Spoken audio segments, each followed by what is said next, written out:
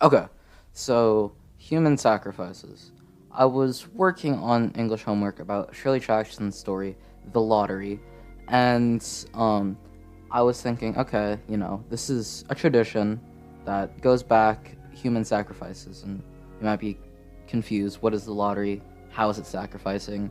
Well, unlike the traditional modern lottery, the winner of the lottery in Shirley Jackson's story, instead of winning any material or cash prize, they get stoned to death. And why do they get stoned to death, you might be asking? Well, no one alive knows why it started. But all they know is they're just following what everyone else does.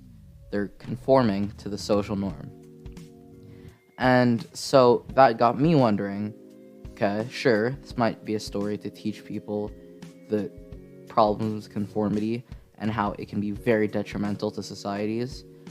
But then, is anything like this existing in the real world? And after doing some research, there definitely are. So, you have places in South Africa, like,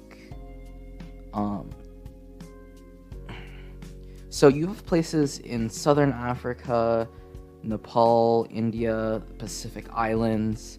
These are places that don't have the best government and fly under the radar for like UN, international rights, stuff like that. And so people, whether it be for cult reasons, for power, for money, for any reason like that, they sacrifice humans so they can gain something. Whether it be for a belief, that's to them, but not everyone who participates in these sacrifices wants to participate. Some of them may have to participate because A, everyone else within their tight community is doing it, so for the cult example, or B, if they don't participate, they're gonna get sacrificed. And if this sounds similar to the lottery, if you've read it, it's just like Tessie. She has to participate so she doesn't get sacrificed. But when it's her turn, she hates this tradition. She doesn't want to do it. She wants to back out of it. Because it's just the natural human tendency to self-preserve. And if you do more and more research, you realize this isn't just in rural areas. There are documented cases in more populated countries, like in the UK and even in the US, where people are taken, abducted, things like that, so that they're sacrificed for some reason that varies between every single case. It's never really the same people doing it over and over again because of how taboo and illegal it is.